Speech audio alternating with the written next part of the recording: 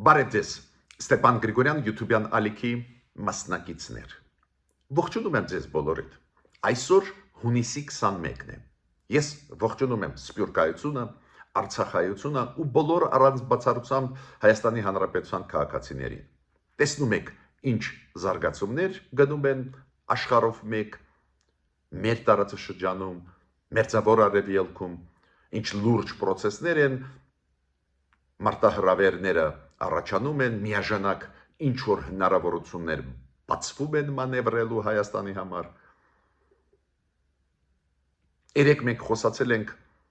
Նիկոլ Փաշինյան, նախագահ Թուրքիայի նախագահ Էրդողան հնարավոր արդյունքների մասին, իրենց հանդիպման հետ կապված հանդիպումը եղել է մեր հաղորդումից հետո 5 ժամ անց, բայց պարզվեց, որ մենք փայլուն կանխատեսեցինք ձեզ հետ, ինչով է ավարտվելու այդ հանդիպումը, ինչ արդյունքներ կլինեն։ Դուք գիտեք, ես միանշանակ ողջունում եմ այս ձևի հանդիպումներ, այս ձևի կարևոր ռեգիոնի հետ կապված, ռեգիոնալ պետությունների հետ կապված զարգացումները շատ ողջունում եմ, շատ կարևոր եմ համարում երկխոսությունը Հայաստանի Թուրքիայի հետ, փորձ բանակցային process շարունակել Ադրբեջանի հետ ողջունում եմ, բայց միաժամանակ մենք պետք է ռեալ լինենք ու հասկանանք, որ դժվար գործընկերներ են, ավելի ճիշտ դժվար պետություններ են, իրանց հետ լեզու գտնել, բառ ստորագրել շատ բարդ է, շատ դժվար է, ու պետք է հասկանանք, այ եթե իրանք չգնան օրինակ Ադրբեջանը չստորագրի ի վերջո խաղաղության պայմանագիրը, Թուրքիան մոտ ժամանակ չբացի իր սահմանը, չկարգավորի մեզ հետ իր դիվանագիտական հարաբերությունները չհաստատի, ինչ անենք։ Այդ ինչ անենքի մասին մենք կխոսենք։ Ուրեմն ողջունելով ընդհանուր գիծը, փորձել լեզու գտնել օրինակ Թուրքիայի հետ, պետք է ասեմ, որ այս բանակցությունները ու մենք ճիշտ ենք երեք կանխատեսում, այդ բանակցությունները մեծ արդյունք չտվեցին։ Ակնհայտ արդյունք կա, բայց այն մեծը չի, որը միգուցե մեր կառավարությունը սպասում էր։ Հիմա ինչ անենք այս վիճակում։ Այդ դրա մասին մենք այսօր կխոսենք։ Ինչ անենք ներքին քաղաքականության ոլորտում, արտաքին քաղաքականության ոլորտներում այս բանակցություններից հետո, որը վարեց երեք Նիկոլ Փաշինյանը վարչապետը Հայաստանին, Էրդողան նախագահի հետ։ Դրան նվիրված կլինի այսօրվա հաղորդումը։ Ու շատ կարևոր հարց կապված Վլադիմիր Պուտինի Ռուսաստանի նախագահի հայտարարության հետ երեք։ Ինքը հայտարարություն արեց, որ այ կան մարդիկ, ովքեր ասում են, որ Ռուսաստանը անվստահելի գործընկեր է, գցում է իր դաշնակիցներին, մենք անվստահության դաշնակիցներ ենք, այդպես են ինքը ասում, տարածում կարծիք Ռուսաստանի մասին։ Դուք հիշում եք, դրա մասին մենք բազմիցս խոսել ենք, որ Ռուսաստանը գցեց իր դաշնակցություն Հայաստանին, ու երեք ես ասացի, ես տեսնում եմ, որ Ռուսաստանը հիմա գցում է իր նոր դաշնակցություն Իրանին։ Արձագանքեց Վլադիմիր Պուտինը, քանի որ այդ միտքը ոչ միայն ես եմ ասում, նաև այլ փորձագետներ, ես իմիջիայլոց այդ միտքը ասեցի նաև վերջի 2-3 ինտերվյուների ժամանակ ռուսերեն լեզվով, ես տվեցի ինտերվյու հայտնի օրինակ on-line ռեսուրսների, Union, Doge, այլ ռեսուրսների, որտեղ կասկած առաջացրեցի կապված պահվածքի Ռուսաստանի Իրանի նկատմամբ, Պուտինը արձագանքեց այս ձևի մտքերին, որոնք հնչեցնում են շատ ու շատ փորձագետներ աշխարհով մեկ։ Դա լուրջ էր շատ իր արձագանքը ու անպայման այսօր պետք է կիսվեմ ձեզ հետ իմ կարծիքով։ Ուրեմն այսօրվա հանդիպումը նվիրված է մեկ կարևորագույն հարցի։ Մենք տեսանք արդյունքները այցելության Նիկոլ Փաշինյանի Թուրքիա, ու հիմա վերլուծենք ինչ պետք է անենք այս արդյունքները տեսնելուց հետո։ Ինչ հարցեր քննարկեցին Փաշինյանը Էրդողանի հետ։ Իդեպ ասեմ ձեզ, միջև սկսելը իմ այսօրվա ելույթը, խնդրում եմ բաժանորդագրվել, կիսվել, լայքել եւ աջակցել մեր YouTube-յան ալիքին, շատ դա կարեւոր է, տեսնում ենք մենք ինչքան ճիշտ վերլուծում ենք, կանխատեսումները շատ ռեալության համապատասխանում են, ուրեմն մեր աշխատանքը շատ բոլորիդ պետք է եւ մեզ եւ ձեզ բոլորիս պետք է շարունակենք այդ աշխատանքը ակտիվ։ Նայեք, հանդիպումից հետո Փաշինյան Էրդողան պարզ է Հայաստանի կառավարությունը տվեց հաղորդագրություն եւ Թուրքիայի կառավարությունը։ Հաղորդագրությունները բավական նման էին։ Օրինակ, նման բաներ որն էին։ Եվ հայկական կողմը ասեց, որ այս հանդիպումը Փաշինյան Էրդողան նվիրված էր հայ-թուրքական հարաբերությունների կարգավորմանը, որ կողմերը մեծ տեղ տվեցին նրան, որ պետք է երկխոսությունը շարունակել, կոնստրուկտիվ երկխոսությունը, կառուցողական երկխոսությունը։ Կողմերը եւ թուրքական եւ հայկական հայտարարությունների մեջ ասված է, որ կողմերը նաեւ ուշադիր ուսումնասիրեցին ռեգիոնալ տարածաշրջանային զարգացումներին եւ անելիքը Թուրքիայի եւ Հայաստանի այս կոնտեքստում։ Նաեւ մեր հաղորդագրման մեջ նշված է, որ Նիկոլ Փաշինյանը ասեց նախագահ Էրդողանին, որ Հայաստանը հանձնառու է գնալ այն ճանապարհով, որ խաղաղություն լինի, հաստատվի մեր տարածաշրջանում, որ կայունություն լինի Հարավային Կովկասում եւ այս քաղաքականությունը գնալ դեպի կարգավորում հարաբերությունների հարևանների հետ, այդ Հայաստանը կտանի այդ գիծը։ Երկու կողմերն են եւ Թուրքիայի կառավարության հաղորդման մեջ, հաղորդագրության մեջ գրված էր, որ կողմերը պատրաստ են շարունակեն այդ երկխոսությունը, այդ կոնտակտները։ Նաեւ հայկական կողմը ասում է քննարկվեց խաղաղության այս process-ը հայ-ադրբեջանական եւ խաղաղության խաչմերուկ ծրագիրը մեր կառավարության։ Ինչ տարբերություն կար այդ հաղորդագրությունների մեջ, երեք հիշում եք եւ ես կանխատեսել եմ, ես ասել եմ, եթե տարբերություն լինի այդ հայտարարությունների մեջ, կլինի տարբերություն մենակ կապված մեկ հարցի հետ։ Թուրքիայի համար շատ կարևոր են զարգացումները Մերձավոր Արևելքում։ Ու Թուրքիայի հաղորդագրության մեջ տարբերվող մի կետ կար, ստեղ ասված է, որ Էրդողանը այդ հանդիպման ժամանակ նշեց, որ Թուրքիան օգտագործում է բոլոր դիվանագիտական խողովակները, հնարավորությունները, որ մեծ տարածաշրջանում կայունություն հաստատվի եւ հատուկ Էրդողան նախագահան ուշադրություն դարձրեց, որ Իսրայելի հարվածները Իրանի դեմ ուղղված դրանք լարվածությունը մտցնում են տարածաշրջանում ու առաջացնում են վտանգներ։ Ինքը ուշադրությունը դարձրեց այս վտանգների մասին։ Ես ինչու այդ երկու հաղորդագրությունների մասին ասում եմ, որ դուք հասկանաք ընկալումը երկու կողմերի բանակցություններին։ Ուրեմն ընկալումը բավական մոտ է, դա դրական է, կողմերը պատրաստ են շարունակել կոնտակտները, պատրաստ են այդ երկխոսությունը հայ-թուրքական շարունակել, նշում են, որ տարածաշրջանում եւ Հարավային Կովկասի եւ ավելի լայն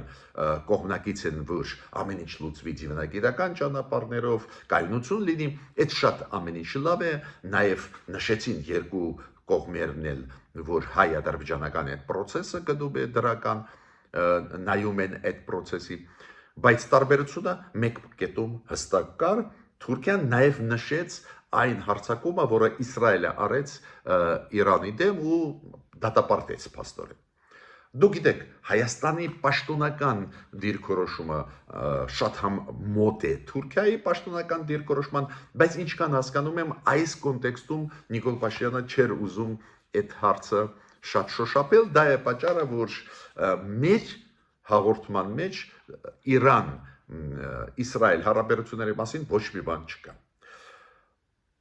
Պարզ է գրառում արեց Նիկոլ Փաշինյանը, հետո շատ մոտ նրան, ինչ ես ասեցի նոր, պարզ է կարճ հայտարարություն հանդիպումից հետո արեց նաև նախագահ Էրդողանը, որը ասեց, որ Հարավային Կովկասում Թուրքիան լի է վճռականության, դիվանագիտական ճանապարհով աջակցել, որ խաղաղություն լինի, կայունություն լինի։ Ֆորմալ տեսանկյունից իմ կարծիքով նորմալ անցավ բանակցային process-ը, իմ կարծիք է նաև որ ճիշտ էր գնալ, ճիշտ էր ընդունել հրավերը նախագահ Էրդողանի, միանշանակ միջազգային տեսանկյունից դա այդ հանդիպումը շատ դրական կընկալվի ու Հայաստանի իմիջը կբարձրանա ու բացատրեմ ինչու, բոլորը հասկանում են, որ Թուրքիան շատ լուրջ քաղաքականություն է վարում, բոլորը դա հասկանում են ու ընդունում են։ Բոլորը գիտեն փորձը դիվանագիտական, քաղաքական նախագահ Էրդողանի ու բոլորը աշխարհում գիտեն, որ Էրդողանը չէր հրավիրի Նիկոլ Փաշինյանին, եթե Հայաստանը չի դառնալ գործոն։ Հայաստանի վերջի 2-3 տարվա քաղաքականությունը մեզ դարձրեցին գործոն։ Մենք այլևս կցորդը չենք Ռուսաստանի։ Ինչ իմաստ ունի հրավիրել Նիկոլ Փաշինյանին, եթե Էրդողանը կարող էր լուծել հարցերը տարածաշրջանի առանց մեզ, օրինակ Ադրբեջանի եւ Ռուսաստանի միջով։ Բայց քանի որ նախագահ Էրդողանը հրավիրեց Նիկոլ Փաշինյանին, ուրեմն Հայաստանի արտաքին քաղաքականությունը, որը վարում է կառավարությունը վերջի 2-3 տարի, ավելի ինքնուրույն է, ուստեղ հետաքրքրություն կա։ Ուրեմն ընդհանուր առմամբ դրական համարելով այս եւ այցելությունը եւ այս քաղաքականությունը փորձ անել կարգավորել հարաբերությունները հարևանների հետ, այնուամենայնիվ պետք է ասեմ, որ արդյունքները մեծ չէին այն առումով, որ ոչ սահմանը բացեց Թուրքիան, ոչ դիվանագիտական հարաբերություններ հաստատեցին, ոչ էլ ինչ որ կոնկրետ հարցեր լուծվեցին, ընդհանուր քննարկում էր։ Այդ իմաստով մենք կարող ենք ասել մեծ արդյունքներ չկան, բայց պնդում եմ անհրաժեշտ են բանակցությունները, անհրաժեշտ է հարևանների հետ փորձեր լեզու գտնել։ Բայց քանի որ չի փոխվում Թուրքիայի քաղաքականությունը, պարզվում է, որ Թուրքիան քծող երկիր չի, Թուրքիան իր դաշնակցին Ադրբեջանին չգցեց, ի վերջո ինչի ափալ-թափալ վազեց Ալիևը Ստամբուլ հանդիպեց մի օր առաջ ամսի 19-ին հունիսի Էրդողանի հետ։ Ինչու՞։ Քանի որ մտահոգված էր, կարող են լինել փոփոխություններ, որոնք ձեռնտու չի Ալիևին։ Օրինակ, հայ-թուրքական սահմանի բացումը շատ կթուլացնի Ալիևի դիրքերը բանակցություններում հայ-ադրբեջանական։ Այս բանակցությունները, որ հիմա քիչ թե շատ գնում են Ադրբեջանի հետ, ու Ադրբեջանը ուզում է փաթաթել մեր վզին իր ուզածը, բայց այնուամենայնիվ գնում են ծանր բանակցություններ, այդ բանակցությունների ժամանակ եթե հայ-թուրքական սահմանը բացվի, շատ կթուլանան դիրքերը Ադրբեջան։ Դա է պատճառը, որ վազեց Ալիևը Թուրքիա։ Ակնհայտ է, որ կառակոցները ներքին հանդի դեմ ուղված 3 առավոտ շուտ պատահական չէին, ուզում էին տապալել այդ բանակցային process-ը Թուրքերի հետ, չստացվեց տապալել, բայց այնուամենայնիվ մեծ ֆորմալ մեծ արդյունք չկար։ Ես նույնիսկ հիշում եք, երեք ասում էի, կարող է համատեղ տեքստ հայտարարություն լինի, բայց նույնիսկ համատեղ հայտարարություն չկար, բայց այնուամենայնիվ պնդում եմ, որ պետք է փորձել հարևանների հետ լեզու գտնել, պետք է փորձել շարունակել բանակցել։ Բայց մեկ հարց ստեղ առաջանում է։ Այո, ճիշտ քաղաքականություն է, բայց եթե մյուս կողմերը Թուրքիան, Ադրբեջանը պատրաստ չեն այսօր խաղաղության, պատրաստ չեն ստորագրել փաստաթղթեր, դիվանագիտական հարաբերություններ հաստատել, ինչ անենք։ Այս ինչ անենք մասին մենք նաև այսօր կխոսենք։ Ես պետք է ասեմ նաև Նիկոլ Փաշինյանը հանդիպեց հայ համայնքի հետ ու ինչքան հասկացա հայ համայնքի հանդիպման ժամանակ ինքը ասեց, որ պլանավորում է հրավիրել նախագահ Էրդողանին Հայաստան։ Դուք գիտեք, մյուս տարի կանցնի շատ կարևոր մեծ գագաթնաժողով Հայաստանում կապված եվրոպական ժողովրդական համայնքի հետ, այդ Եվրոպայի բոլոր լիդերները կգան Հայաստան, Եվրոպայի պետությունների, ու այնտեղ նաև պլանավորում էր Նիկոլ Փաշինյանը հրավիրել նախագահ Էրդողանին։ Այն հաղորդումների մեջ, որոնք նվիրված են այդ հանդիպանը, որոնց մասին ես սկզբից մանրամասն ասեցի, ինչ կար մեջ կառավարության հաղորդագրության մեջ եւ ինչ կար Թուրքիայի, տարբերությունը նոր ներկայացրեցի, այնտեղ այս հրավերի մասին ոչ մի խոսք չկար։ Դա նշանակում է իմ կարծիքով, որ դեռ նախագահ Էրդողանը չգիտի ինքը կընդունի այդ հրավերը գալ Հայաստան, թե ոչ։ Հիմա պետք է ասեմ, որ արարողակարգը, որով ընդունեցին Նիկոլ Փաշինյանին, վատը չէր, պարզ է մենք նույնիսկ դիվանագիտական հարաբերություններ չունեն, բայց ընդունեցին իմ կարծիքով նորմալ Նիկոլ Փաշինյանին, ավելին նախագահ Էրդողանը իր ռեզիդենցիայի, Ստամբուլյան ռեզիդենցիայի դռների առջև ողջունեց, դիմավորեց Նիկոլ Փաշինյանին,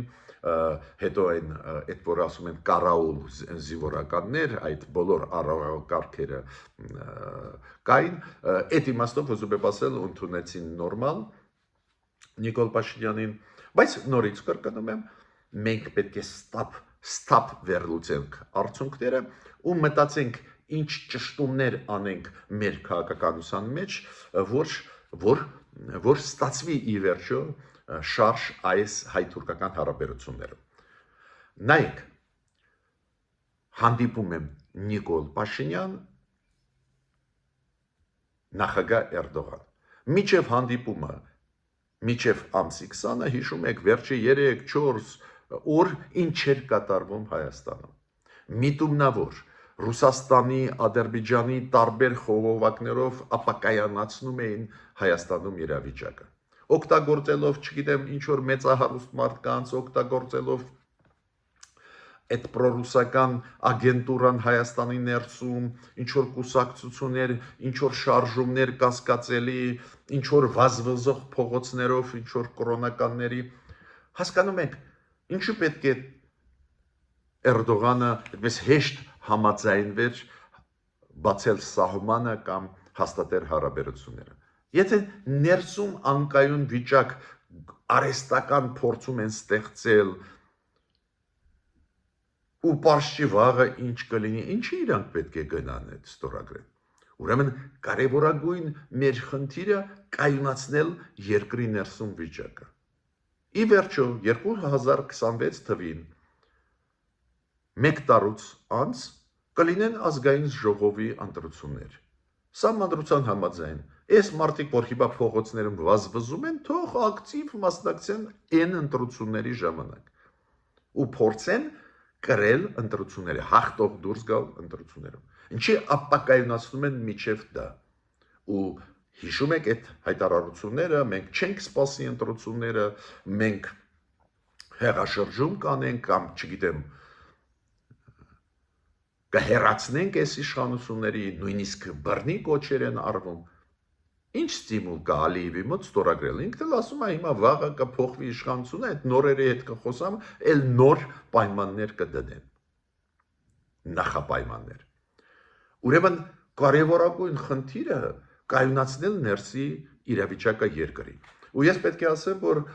վերջի ժամանակներս ուղղակի վերջի 2-3 օրը մի քիչ սկսեցին պրոֆիլակտիկա է դա կոչվում կամ կանխարգելիչ քայլեր անել իշխանությունը։ Հազիվ, 1000 անգամ ասում ենք արեք լյուստրացիա, այդ ջրերես բերեք ուղղակի ագենտուրան Ռուսաստանի կամ Ադրբեջանի։ Որ մարդիկ հասկանան ով է, հիմա բոլորը ասում են, որ սիրում են հայրենիքը, բոլորը ասում են, որ հայրենիքի համար կյանք կտան, բայց չես հասկանում, ով իրոք կյանք կտա հայրենիքի համար, ով ներմուծված ագենտ է։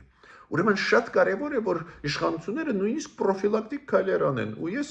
երեք տեսա մեծ տեղաշարժ Հայաստանում մեր ոստիկանական ստորաբաժանումները շատ ակտիվ ինչ-որ գործողություններ էին ծավալում, դուք հիշում եք եւ դաշնակցությունը աղազանգում էր եւ այդ սրբազան շարժումը աղազանգում էր, որ իրանց կողմնակիցներին բերման են ենթարկում, ասում են նույնիսկ կալանավորում են, բայց ինչքան հասկացա հետո մարդկանց ազատ արձակեցին, այսօր այդ ինֆորմացիան կստանանք, այո, պրոֆիլակտիկ քայլեր ընդունված է անցկացնել ամբողջ աշխարհով մեկ ու առաջի հերթին դեմոկրատական երկրներում։ Այո, առաջի հերթին դեմոկրատական երկրներում։ Կանխարգելիչ քայլեր, բացատրական աշխատանք պետք է տարվի։ Հիմա երբ որ այս կամ այն գործիչը, հասարակական գործիչը, քաղաքական գործիչը, պրոռուսական անդիմադիրը եւ այլն, երբ որ մարդիկ ասում են, այո, մեր նպատակը տապալել այդ իշխանությունը, պետք է հրավիրես ոստիկանություն, քննչական մարմիններ, առանձին դեպքերում նաև ԱԱՑ-ն պետք է զբաղվի մեր անվտանգություն, մի հատ հրավիրեն արդեն դուք ինչ նկատի ունենք։ Օրինակ, ընդվզման համաժողովրդական կոչեր են արում։ Որ ընդվզման մասին է խոսքը։ Հայաստանում ընտրված իշխանություն է։ Դա նախկինների ժամանակ չէր, որ բոլորը գիտեն, որ ընտրությունները ֆալսիֆիկացված են։ Ընդվզում այն ժամանակ տրամաբանական էր այդ բառը ասել։ Քանի որ մարդիկ պայքարում էին, տեսնում էին, որ ֆալսիֆիկացնում են ընտրությունները, չէին հավատում, որ այս իշխանությունը լեգիտիմ է։ Այսօրվա իշխանությունը ոչ ոք չի վիճարկում լեգիտիմությունը, ոչ մեկը։ Որ ընդվզման մասին է խոսքը, որ բռնի ուժով հեռացնելն է այս իշխանություններին, դա այդ կոչերը պետք է պատժվեն։ Ու շատ լավ է, որ երեք ներքին գործերի նախարարությունը ակտիվ, օպերատիվ քայլեր արեց։ Այո, դա մեր իմիջին, որպես դեմոկրատական երկիր մասամբ հարվածում է, այո, քանի որ հարցեր կառաջանան եւ ամերիկացիների մոտ, եւ եվրոպացիների մոտ, բայց մենք պարտավոր ենք ու իշխանությունը բացատրել,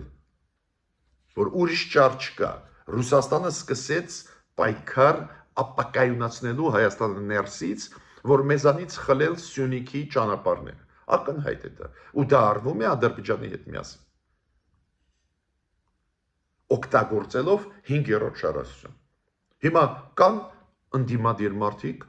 հարգում եմ կարծիքը, համաձայն չեն վարած քաղաքականության հետ, որը վարում է Նիկոլ Փաշինյանը, շատ լավ, բայց այս մարդկանցից ես չեմ լսել բռնի կոչեր, բռնի ձևով փոխել իշխանություն։ Ուրեմն պրոֆիլակտիկ քայլեր պետք է անես, որ կայուն լինի իրավիճակը ներսում, որ քեզ հետ ուզենան ստորագրել փաստաթուղթ։ Ու այդ իմաստով ես ողջունում եմ այդ քայլերը, ուղղակի մեր պատկան մարմինները պետք է ուշադիր հետևեն, որ սահմանը չանցնեն,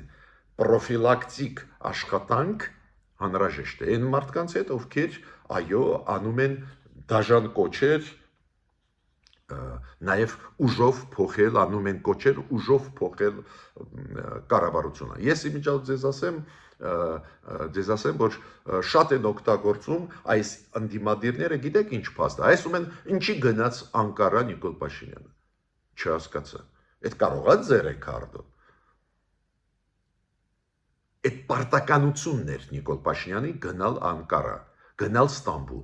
հասկանալ ինչ է ուզում նախագահ Էրդողանը։ Պարտականություն է այս կառավարության փորձել խաղաղության պայմանագիրը ստորագրել տալ Ալիևին։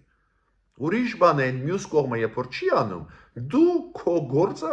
առաջ տար արա։ Օրինակ ես ասեցի, շատ կարևոր է կայունացնել իրավիճակը երկրի ներսում։ Ու այո, կալանավորել այն մարդկանց, ովքեր կոչեր են անում ոչ սահմանադրական ճանապարհով փոխել իշխանությունը Հայաստանում։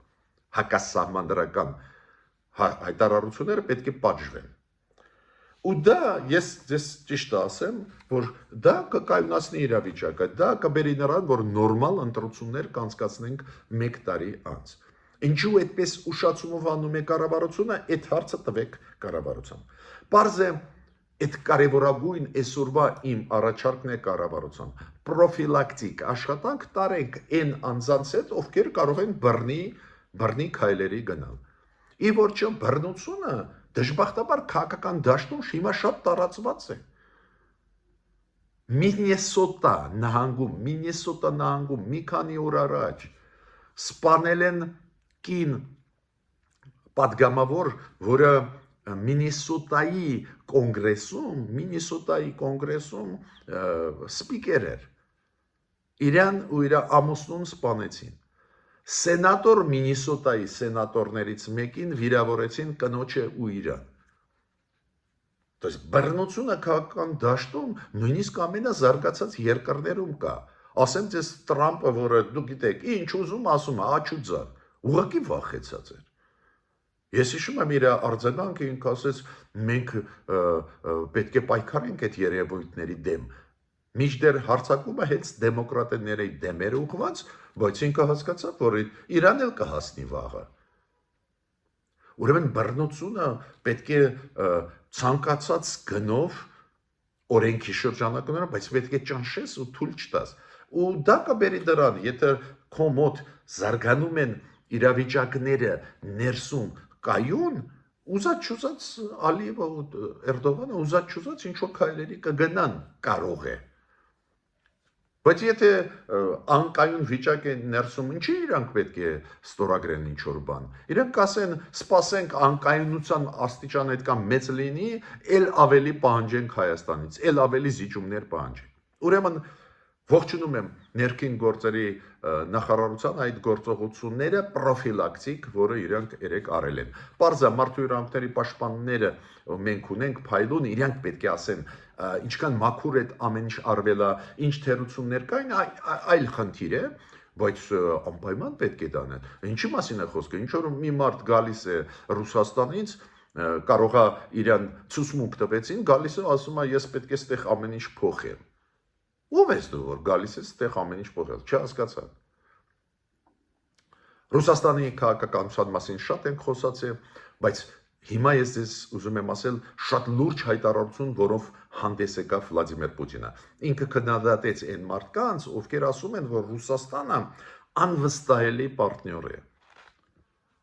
որպես դաշնակից։ Պարզ է, ինչի մասին է խոսքը, ինքը ասեց մերձավոր արևելքում մեր մասին ասում ենք, որ մենք անվստահելի պարտներ ենք, դուք գիտեք մի շարք փորձագետներ, նաև ես աշխարհով մեկ բան ասեցինք, որ մենք ասում ենք Ռուսաստանը ոչ միայն գցել է Հայաստանին, ի տարբերություն Թուրքիային, որը վստահելի դաշնակից է Ադրբեջանի հետ, ի տարբերություն Ամերիկայի, որը վստահելի դաշնակից է Իսրայելի հետ, ի տարբերություն Եվրոպայի, որը դաշնակից է Իսրայելի հետ։ Ոտ ի տարբերություն այս երկրների այս համակարգերի Ռուսաստանը անվստահելի է։ Գցեց իր դաշնակցին Սիրիային, գցեց իր դաշնակցին Հայաստան։ Ու նոր օրինակը, որը մենք բերում ենք շատերը, մենք ասում ենք, հիմա նայեք, Ռուսաստանը մերձավոր արևելքում ունի ռազմավարական պարտներություն Իրանի հետ։ Այդ ստորագրվեց վերջի ժամանակներս վավերացրեց։ Ու հիմա մենք ասում ենք, ու նաև ես, Ռուսաստանը ասում է, որ մենք միջնորդ պատրաստենք լինել։ Ինչ միջնորդ Իսրայելի Իրանի միջև։ Ռուսաստան դու ունես դաշնակցային հարաբերություններ Իրանի հետ, դու պետք է աջակցես։ Տարբեր ձևերով, բայց պետք է աջակցես։ Ճիշտ հարցադրում է։ Հիմա Պուտինը նեղացած ինչ որ ասում է, «Էս ինչ են ասում» եւ այլ եւ այլ։ Հա ճիշտ եք ասում։ Ինչի՞ ես նեղանում։ Էս ինչ ձև է։ Ավելին Պուտինը ասեց, որ այ մենք ես ասեցի անձամբ Տրամպին, Նետանյախուին, որ Բուշերում գտնվող ատոմակայանը, դուք գիտեք, Բուշերում կա ատոմակայան Իրանի, որը աշխատացնում է Ռուսաստանի մասնագետները։ Ինքը ասեց, որ այդ Բուշերում մենք Տրամպին ասեցին մի ռմբակոծի։ Ստեղ էլ սխալ ինֆորմացիա տվեց։ Քիչ է որ մանիպուլացնում է, չի ուզում Իրանին աջակցել, միաժամանակ ասում եմ մենք գցողը չենք, մենք մեր ռազմավարական պարտներին չենք գցում, մինչդեռ ակնհայտ է գցում են, չէ՞։ Եթե չեն աջակցում Իրանին, ուրեմն չեն կատարում իրենց ռազմավարական պարտներություն։ Բացի դրանից սխալ է ասում, ինֆորմացիան սխալ է։ Ես ձեզ ասեմ, որ Լիխաչովը, ով է Լիխաչովը, Ալեքսեյ, Ռոսատոմի ղեկավարը։ Ռոսատոմի ղեկավարը մի քանի ժամ առաջ Պուտինի հայտարարությունից հայտարարեց, որ Հայաստանի եւ Ադրբեջանի միջոցով մենք Բուշերում գտնվող մեր մասնագետներին հանում ենք, բերում ենք Ռուսաստան վերադարձնում ենք Հայաստանի տարածքով եւ Ադրբեջանի տարածքներով։ Կարող եք կարդալ այս հայտարարությունը Ալեքսեյ Լիխաչովի։ То есть ստեղ էլ մեղմացած ստում է Պուտինը։ Գիտեք, շատ հետաքրքիր է, այն ղեկավարները, այն երկրների ու առաջերտին Ռուսաստանի մասին է խոսքը, որոնք անընդհատ մանիպուլյացիա են անում, անընդհատ քայլեր են առում նույնիսկ հակասող իրենց շահերի, հետո այդ իրենց ստերի մեջ խճճվում են։ Ու այսօրվա իմ ելույթի կոնտեքստը որն էր։ Ինչ անի մեր կառավարությունը, որ բանակցությունները Թուրքիայի հետ ի վերջո տան արդյունք կամ Ադրբեջանի հետ։ Առաջի ու գլխավոր իմ առաջարկը շարունակել կայունացնել վիճակը Հայաստանի ներսում։ Ոչ մի բռնի քայլեր թույլ չտալ քաղաքական դաշտում։ Ոչ մի կոչեր հեղաշրջում անել։ Մենք ունենք ընտրական համակարգ, կարողացավ Նիկոլ Փաշինյանը կայուն ընտրական համակարգ հաստատել, ուրեմն թող պայքարեն ընտրությունների ժամանակ ու գան իշխանության ընտրություններով։ Երկրորդը, պարզ է, պրոֆիլակտիկ քայլեր նաև Ռուսաստանի կողմից, ինֆորմացիան դաշտը Ռուսաստանի պետք է փակել Հայաստանում, դա ապակայունացնում է երկիրը, այդ կոմպլեքս քայլեր պետք է արվեն։ Ես համարում եմ, որ ժամանակը եկավ հապկից դուրս գալ, որ անընդհատ մեր դեմ թաք չօգտագործեն։ Անընդհատ դա օգտագործում են մեր դեմ։ Ինչի փողը չեք մուծում, ինչու չեք կատարում ձեր պարտավորությունները։ Սարեցրել ենք, ողջունել եմ ես Նիկոլ Փաշինյանի հետ քայլը, բայց պետք է դուրս գալ։ Ու մյուսը։ Լրջագույն աշխատանքը, որը հիմա տարվում է, ինտեգրվել Եվրոմիության հետ, ստրատեգիկ հարաբերություններ հաստատել Միացյալ Նահանգների հետ, 10 անգամ ուժեղացնել, ոչ թե 2-3 անգամ, ողջունում եք, այդ լավ աշխատանք է տարվում, արաբական աշխարհի հետ ակտիվ աշխատել, Հնդկաստանի հետ ակտիվ աշխատել, ուժեղացնել մի քանի անգամ, որ Ալիևը եւ Էրդողանը հասկանան, որ հարձակվել Հայաստանի համար չես կարող, վրա չես կարող, տարբերակ չկա։ Ներսում կայուն է Հայաստանը ու ակտիվ ինտեգրվում է աշխարհի մեջ։ Անչափ կարևոր, կարծես թե հասարակ հիմա բաներ եմ ասում, բայց այդ անհրաժեշտ է անել։ Տեսակ 3-4 ինչ քաղաքական հարձակում էր մեր վրա։ Օվերչուկը, փոխվարչապետը, ոնց կարա Հայաստանը դիմանալ առանց ռուսական այդ շուկայի, ԵԱՏՄ-ի շուկայի, ինչ որ թվեր էին բերում, ինչ որ մանիպուլյացնում էին։ Մենք բոլոր խնդիրները գիտեն, չենք կարող մեր մեքենաները ապրանքով մտնել Ռուսաստան հանգիստ առանց խնդիրների։ Ինչ եք հեքիաթ մեզ պատմում։ Բայց այդ արշավները ինֆորմացիոն մեր հասարակության դեմ, մեր պետության դեմ շարունակվում են ու դու պետք է պաշտպանես, դու պետք է փակես Ռուսաստանի ալիքները Հայաստանում։ Ալիևը, Էրդողանը գիտեն այդ խնդիրների մասին, գիտեն, որ դա ապակայունացնում է մեզ ներսից, ինչի պետք է բան ստորագրել։ Ուրեմն, ավարտում եմ իմ ելույթը,